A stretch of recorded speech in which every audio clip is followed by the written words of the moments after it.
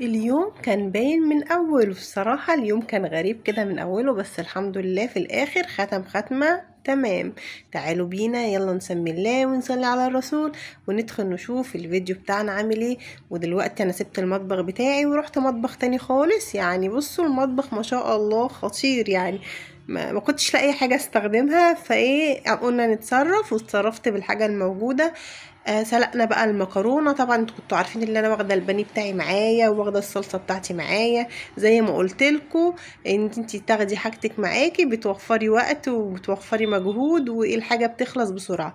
البوتاجاز كان بعافيه شويه، يعني عين واحده اللي شغاله تقريبا، فايه اتصرفت برضو بقيت انقل بقى من هنا لهنا ومن هنا لهنا. ما احنا كده كده لازم ناكل بقى، احنا حاجتنا معانا فلازم نتصرف.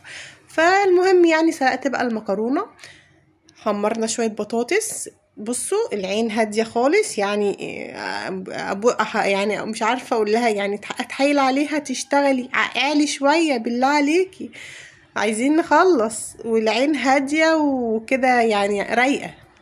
المهم من هنا لهنا خلصنا الحمد لله. المكرونه تمت بنجاح، صلصتنا كانت جاهزه، يا دوبك سلقت المكرونه والمكرونه لونها خطير. البطاطس كانت على النار لحد كده الحمد لله ما استوت. شلناها بقى وهبتدي احمر في البانيه اللي انا واخداه معايا علشان اوفر الوقت. معرفش اللي انا هلاقي بوتاجاز هناك يعطلني برضو. ما هو لازم تلاقي حاجه كده ايه تعطلك. ما علينا مفيش مشكله. يلا بينا نشيل البطاطس بتاعتنا وايه. وطبعا يعني الاطباق بتاعتنا هتبقى الصواني برضو، فمتركزوش يا جماعة. الفيديو ده كده جميل، فيديو من ايام زمان، الزمن الجميل ده. هنزل بقى بالبانيه. هي العين دي يا اما تحرق الحاجة خالص عالية شوية، يا اما هادية خالص مفيش وسط، يا كده يا كده. تمام. فابتديت بقى اقلب فيه كده لحد ما خد اللون الجميل ده. وخلاص كده الاكل بتاعنا كان جاهز ما شاء الله.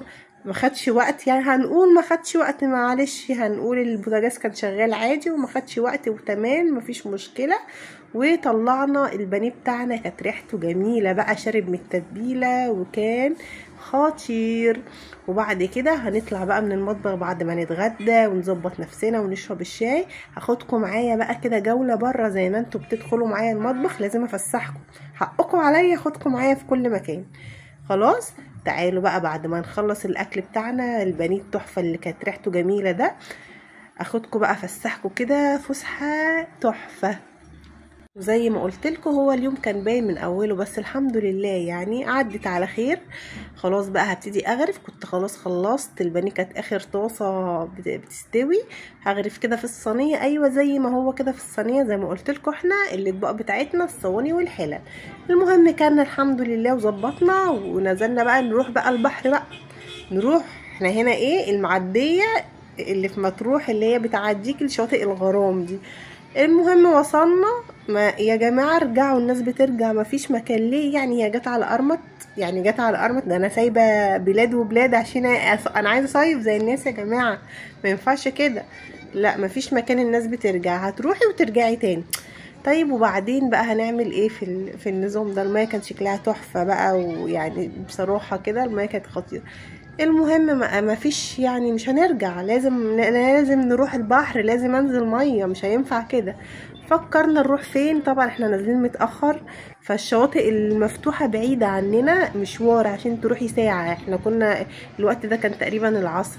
فمن هنا لهنا فكرنا بقى الحمد لله وقلنا ايه، هنختار اختيار تحفه. يعني انا انصح بقى اي حد يروح مطروح لازم يجرب الموضوع اللي انا هقول لكم عليه ده. الموضوع ده تحفه. خلاص ده كله كده عند المعديه، واقفين بقى نتشاور وايه نتحسر على حالنا وكده يعني، واللي احنا مش لاقيين مكان في شاطئ الغرام. خلاص فقعدنا نفكر من هنا لهنا نعمل ايه. لقيت الحل، انا خلاص لقيت الحل. المهم بقى خدنا حاجتنا ومشينا الحمد لله بعوامتنا كده زي الفل، واحنا رايحين اصلا مش عاملين حسابنا، احنا رايحين نبلبط في الميه مش رايحين مكان تاني. المهم بقى هو ده المكان التاني. رحنا خدنا يخت كده تحفه بجد، كانت يعني ايه تجربة بالنسبة لي جميلة، اول مرة اجربها بس عجبتني. وكل ما اروح هركب اليخت تاني. اليخت ده 3 ادوار وفي منه دورين، بس انا ركبت ال3 وكان جميل بقى. لففنا كده ودخلنا برضو عند شاطئ الغرام. الناس دي كلها في شاطئ الغرام اللي احنا المفروض كنا هنركب له المعدية ونعدي له على الناحية التانية. ما عديناش، فركبت اليخت ورحت لهم بقى من فوق، عملت لهم باي باي، ما انا لازم اشوف لازم اعدي على شاطئ الغرام، ما ينفعش كده نروح من غير شاطئ الغرام. خلاص قعد بينا تقريبا ساعتين، هو المفروض 3 بس عشان كان في زحمه وضغط جامد قعد بينا ساعتين بس. وطبعا اللي عامل الضغط والزحمه دي في شاطئ الغرام وفي اليخت وفي الحاجات دي كلها ان البحر كان عالي جدا اليومين اللي هو كان اصلا قافلين الشواطئ. يعني هو بصوا ارمط راح يتمرمط بجد زي ما بقول لكم كده بالظبط، ارمط راح يتمرمط يعني. المهم في الاخر الحمد لله اتبسطنا، وكانوا ساعتين حلوين تحفه. ووقفنا بقى اليخت كده في نص البحر، قال يلا اللي عايز ينزل، المايه كانت خطيره ينزل، بس بقى اللي عايز ينزل. انا طبعا مش هنزل، انا بخاف وانا واقفه على الرمله ذات نفسها. فاللي نزل نزل بقى، وانا مرضتش انزل خالص.